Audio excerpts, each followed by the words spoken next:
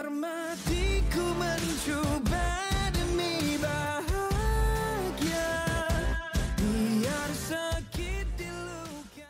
Okay, hai, Assalamualaikum. Selamat datang ke channel Syafi'i Vlog. Dan hari ni masuk hari yang ke-7 vlog kita. Okay, Alhamdulillah sampai hari yang ke-7 dah.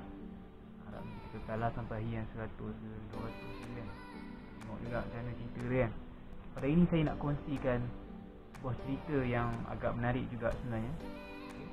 Cerita yang tak ramai juga orang tahu kenaan dengan cerita ni. Cerita ni berkaitan dengan diri saya lah. Cerita pengalaman diri sendiri ketika zaman sekolah menengah. Cerita dia mula macam ni. Okay. Pada permulaan tahun permulaan aku nak masuk ke sekolah menengah, kami ditempatkan ataupun kami diletakkan dalam satu kelas. Kelas tu dipanggil peralihan. Kelas peralihan ni bukan kelas tingkatan 1 tapi kelas peralihan, macam kelas darjah 6 buat kali kedua lah. Sekolah yang aku masuk ni sekolah Arab ataupun sekolah agama yang sediakan silibus yang agak tinggi juga lah sebenarnya. Jadi dia nak budak-budak yang masuk ke sekolah tu, kalau boleh masuk sekolah tu ada asas sedikit lah. Dia masuk tingkatan 1 tu dia dah ada asas sikit yang dia letakkan kita orang ni dalam peralihan. Baik kita orang ni belajar asas. Dalam peralihan tu kita orang diletakkan, diajarkan asas bahasa Arab, asas ilmu agama dan asas berbagai lagi lah. Jadinya ceritanya peralihan. Zaman peralihan tu lah bermulanya cerita yang aku nak cerita. Okay? Kita pasal kakak angkat lah, kakak angkat ataupun adik angkat ke apa semualah, abang angkat, berangkat-angkat semua kan. Cerita pasal benda tu. Okay, pada mulanya ni dah masuk dalam lebih kurang dalam pertengahan ataupun dalam penggal pertama lah dalam sekolahan aku pada tahun tu lah. Aku dilamar oleh seorang perempuan, bukan seorang perempuan yang sebaya umur dengan aku, seorang perempuan yang lebih tua daripada aku. Bukan lamaran untuk kahwin ke apa, tak, lamaran untuk ambil aku ataupun jadikan aku sebagai adik angkat lah. Jadi kawan aku datang kat aku, dia beritahu ada seorang akak ni nak ambil kau jadi adik angkat, kau nak tak semua. Sebab zaman tu memang zaman budak-budak kelas aku yang kecil-kecil ni semua ni, yang peralihan semua ni, hampir ramai, bukan hampir semua, ramai lah yang dah ada akak angkat.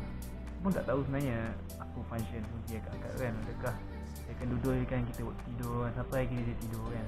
Adakah akak angkat tu akan tolong ajar kita subjek-subjek yang kita tak tahu ke, ataupun adakah function akak tu akan tolong belanja kita makan setiap hari ke kan. Yang aku nampak dia orang gembira lah, bersembang-sembang sama dengan akak angkat tu, sembang-sembang dan berbalas-balas surat sebagainya lah, macam lah yang dia orang buat kan. Jadinya nampak macam bahagia lah kan. Jadi pun cubalah minta beberapa alasan kenapa yang dia nak ambil kerja adik angkat kan. Dan dia bagilah alasan-alasan yang apa, alamak aku nak beritahu pun macam poyo kan. Alasan tu biasalah, macam apalah, tak payah kongsi lah alasan tu. Cuma dia dah bagi alasan lah, alasan dia tu kenapa dia nak ambil kerja adik angkat semua. Terimalah kakak tu sebagai kakak angkat aku. Bermulalah hari yang indah-indah, yang diidam-idamkan, keindahan yang sangat diidam-idamkan sebagai seorang budak yang ada kakak angkat. Dia bermulalah bala-bala surat, kadang-kadang jumpa sekejap-sekejap. Kita orang jumpa bukan jumpa macam yalah, jumpa buat benda-benda tak elok, tak. Kita orang jumpa just tanya benda-benda yang tak penting. Macam dia tanya dah makan ke, ataupun tadi macam mana kan, ya, balik naik apa, nak balik. Kadang-kadang kadang-kadang tanya aku nak balik kampung. Kadang-kadang dulu nak balik kampung, nak jalan balik kampung tu, abang-abang asal asrama semua dah balik dah. Jadi lain clear lah time tu kan. Jadi kita orang jumpa lah kejap, jumpa je, tak ada pegang tangan ke, tak ada. Jumpa kejap je lah, tanya-tanya sembang-sembang macam tu je. Makan apa, tidur macam mana, tak ada tidur macam mana, maksudnya saya tanya benda-benda yang tak tahu, tak sepatutnya lah kan. Bukan tak sepatutnya, maksudnya benda yang tak penting lah, benda yang tak penting pun. korang mesti perasan yang aku tak pernah cerita pun tentang angkat-angkat aku dekat Facebook, sama ada di Facebook, Instagram ataupun di mana-mana, Twitter ke. Sebab apa aku tak ceritakan benda ni? Sebab kami tak ada hubungan apa-apa lagi lah. Sebab kami tak ada hubungan apa-apa. Cuma kita saudara Islam tu masih lagi lah. Cuma hubungan angkat-angkat diangkat tu dah tak ada lagi dah. Mesti korang tanya-tanya apakah sebab yang menyebabkan hubungan ini terputus, kan? Apakah kisah yang dramatik di sebalik hubungan ini? Mesti korang nak tahu, kan? Benda-benda yang kontroversi ni mesti korang semua nak tahu, kan? Jadinya macam ni cerita dia. Pada satu hari tu aku ada seorang senior lah. Senior yang mana senior ni seorang yang sangat baik. Sangat baik. Dia orang yang budak surau, budak tak tinggal Al-Quran, suaranya sedap, akhlaknya baik, selalu ajak kawan-kawan dia pergi surau sama-sama solat jemaah. Dia sendiri pun solat jemaah kat masjid. Dia nak semua orang jadi orang yang baik. Tapi pada hari tu tiba-tiba dia berhajat dengan seorang perempuan lah. Kata dia terminat dengan seorang perempuan, abang senior aku ni lah. Perempuan yang dia minat tu pula kawan kepada kakak angkat aku. Okay, dia minta tolong aku untuk aku sampaikan hadiah lah, ataupun cendera mata macam hadiah lah untuk salam perkenalan, tunjukkan dia ni minat dengan kawan kakak angkat aku tu. Jadi dia bagilah sebidang sebiji coklat lah. Coklat apa dah tak ingat lah, tapi coklat lah. Dia nak bagi pada ni lah perempuan yang dia minat tu, tapi dia nak bagi depan-depan dia macam tak berani. Jadi dia minta tolong aku untuk sampaikan coklat tu pada kawan kakak angkat aku lah. Jadi aku pun sampaikanlah coklat tu pada kawan kakak angkat aku. Tiba-tiba pada masa yang sama, bila aku nak bagi coklat tu pada kawan kakak angkat aku, tiba-tiba aku kena marah dengan kakak angkat aku sendiri. Aku pun macam pelik lah, kenapa aku kena marah. Cakap, antara ayat yang digunakan ketika dia marah aku tu, kenapa ni jadi macam orang suruhan lah. Dia macam aku ikut je apa abang-abang senior suruh buat. Mana kata dia tak nak tengok aku ni jadi orang yang disuruh lah. Macam budak-budak kena bully ke. Dia tak nak tengok aku macam budak-budak yang kena bully. Niat dia baik, tapi cara dia mungkin tak kena. Dia marah lah kat aku macam tu. Pada hari tu dia marah aku. Padahal aku dengan abang tu okey je. Aku tak anggap pun abang tu bully aku ke tak. Cuma aku memang betul-betul nak tolong, nak sampaikan je lah. Cuma itulah akak angkat aku tu, dia tak senang lah tengok buat benda macam tu kan. Dia nak aku jadi orang yang, mungkin dia nak aku jadi orang yang berpendirian, bukan macam lalang kan. Setiap tu kan angin tiup kanan ikut kanan, tiup kiri ikut kiri. Orang suruh buat tu, buat ni buat ni. Tak ada pendirian sendiri. Dia tak mahu aku nampak macam kuli lah. Niat dia memang sangat-sangat baik, sangat-sangat baik. Tapi pada aku jenis lelaki yang mudah touching. Jadi ya, aku ambil hati lah daripada kemarahan dia tu kan. Aku buat keputusan pada hari tu, pada malam tu juga. Aku sedih sebenarnya malam tu, sedih. Buat keputusan pada malam tu untuk tak fikir lagi pasal benda ni. Dan hubungan kita orang tu aku anggap macam dah tak ada lah. Dan aku marah juga pada dalam hati aku. Menyesal aku buat macam ni tu kan. Dan akhirnya hubungan kami tamat di situ saja. Okay, macam bodoh-bodoh kan. Macam sia-sia kan benda ni. Macam tak ada apa-apa manfaat langsung. Bila aku fikir balik macam apa benda yang aku buat ni kan. Apa benda yang apa manfaat yang aku dapat kan. Macam apa, macam blur benda yang aku buat ni kan.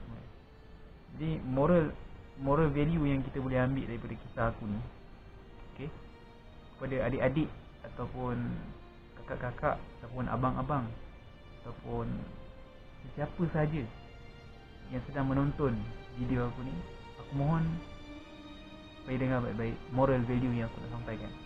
Okay, kita ambil seorang tu jadi adik angkat kita, ataupun kita ambil seorang jadi kakak angkat kita, abang angkat kita kan. Pertama sekali kita tengok balik, apakah matlamat kita buat macam tu? Apakah matlamat kita nak ambil dia sebagai adik angkat kita? Apakah tujuan matlamat yang kita nak capai? daripada perbuatan kita tu. Nampak tak kat situ korang dah kantoi? Nampak tak siapa yang ada adik angkat, yang ada kakak angkat kat situ? Korang dah kantoi. Korang tak ada matlamat yang jelas, melainkan korang yang ada matlamat yang jelas lah. Ucapkan tahniah. Apa matlamat yang jelas? Contoh, okay? Antara contoh matlamat yang jelas, bila mana korang akak dengan abang-abang ni ambil seorang budak adik-adik ni sebagai adik angkat korang, tak kisahlah lelaki ke perempuan ni, kan? Ambil jadi adik angkat korang, yang mana kau ada matlamat yang jelas nak jadikan dia seorang insan yang berguna pada masa akan datang. Hubungan kau tu bukan hubungan yang biasa, bukan hubungan yang ala-ala suka-suka, bukan hubungan yang nak memuaskan hati, yang tak, hubungan yang ada matlamat, kan? Kita nak bina insan tu jadi insan yang baik, jadi insan yang berguna pada masa akan datang, jadi pemimpin yang baik, jadi pemimpin yang boleh memimpin manusia pada masa akan datang, boleh menjaga kebajikan rakyat. Contohlah, kan, kita ada matlamat tinggi tu, bagus lah. Kalau begitu bagus, aku respect sangat kalau ada matlamat yang macam tu. Tapi kebanyakan kita sekarang ni ambil adik angkat, ambil kakak angkat, tak ada matlamat macam tu. Akhirnya pergi ke bandar sama-sama, kan, masuk dalam bas sama-sama, duduk sebelah-sebelah, pergi ambil tangan. Lepas tu, dan something yang dia buat aku tak sanggup nak cakap. Jadinya sekarang ni nak buat adik angkat ataupun kakak angkat ataupun abang angkat je, kita pulang pada masing-masing. Aku tak boleh nak halang. Itu sebab itu perbuatan yang korang mampu buat. Aku tak boleh nak datang, aku letak halang untuk korang, letak apa, besi penghadang untuk korang tak ada hubungan. Tak boleh buat macam tu. Korang mampu buat macam tu, tapi pastikan matlamat korang. Apa matlamat korang? Kalau tak ada matlamat yang jelas, tolong jangan buat macam tu. Tolong jangan buat macam tu. Sebab kita akan lakukan benda yang kita tak jangka. Dah nafsu kita, kan, syaitan sentiasa membisik dekat dunia kita. Kita tak jangka benda-benda yang tak elok dia berlaku atas diri kita. Maksiat-maksiat yang kita akan kita buat sampai kita sedar, kan? Jadinya langkah berhati-hati supaya kita tak lakukan benda tu. Melainkan kalau kita ada matlamat jelas. Contoh kita nak couple sekalipun, kan, kita ada matlamat jelas bahawa kita akan kahwin dengan perempuan ni, kita nak kahwin dengan perempuan ni, dan kita dah fikir dah apa tanggungjawab kita sebagai suami atau sebagai isteri pada masa akan datang. Kita tahu dah semuanya dah, kalau tak semua dah simpan dah jelas dah. Dan kita pun buat binalah hubungan. Okay, lepas SPM kahwin terus, tak ada masalah. Dan kita dah yakin kita boleh tanggung anak orang tu, dan kita dah yakin kita boleh pegang tanggungjawab sebagai suami dan isteri. Never mind, kalau boleh lah. Jadi matlamat kita kena jelas. Kalau kita nak juga buat macam tu, nak juga ambil seorang menjadi akak angkat kita, abang angkat kita, adik angkat kita, matlamat kena jelas. Setakat itu saja kot kongsian aku. Jadi untuk sesiapa yang mengenali aku dan dah tahu pun cerita ni sebelum ni, aku mohon kepada korang supaya tak di-mention ataupun disebut nama kakak angkat aku tu. Dan kepada kakak angkat aku yang pernah jadi kakak angkat aku, saya minta maaf sangat sebab saya kongsi ni bukan